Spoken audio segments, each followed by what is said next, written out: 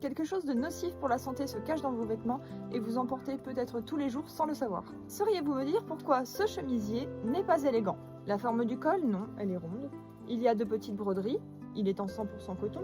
Les boutonnières sont plutôt propres, les boutons sont recouverts, alors quel est le problème? Eh bien, voici le problème. Si les poignets de ce chemisier ont des bulles, c'est parce qu'il a été ajouté, pour plus de tenue, du thermocollant. Le tissu thermocollant est utilisé en couture pour remplacer la toile tailleur. Il peut prendre des formes très variées. Il y en a qui sont sous forme de tissu rigide, d'autres sous forme de toile d'araignée et d'autres qui imitent le crin de cheval classique de la toile tailleur. Dans tous les cas, il sert à consolider un vêtement, à le rigidifier. C'est pour ça qu'on le trouve en général derrière les boutonnières, dans les poignets ou dans les revers et les cols.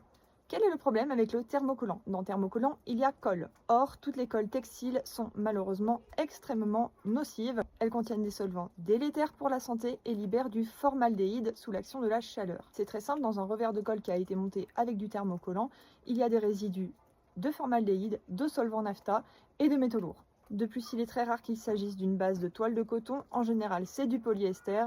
Donc on peut rajouter à cela des niveaux inconnus de BPA, un perturbateur endocrinien.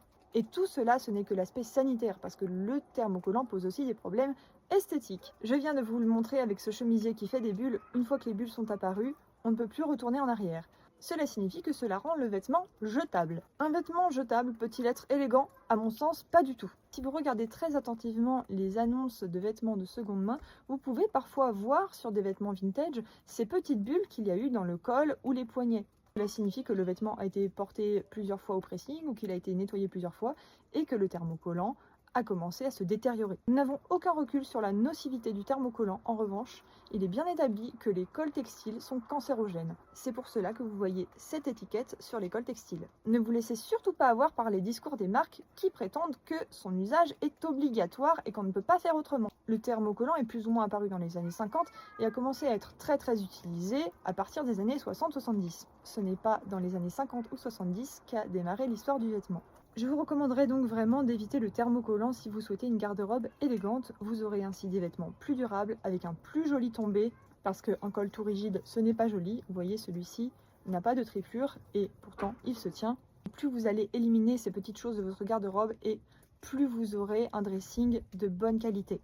Alors, est-ce que vous aviez déjà entendu parler de cette histoire de thermocollant? Si les sujets de l'art et de l'élégance vous intéressent, alors je vous invite à me suivre et nous nous retrouverons très prochainement dans une future vidéo.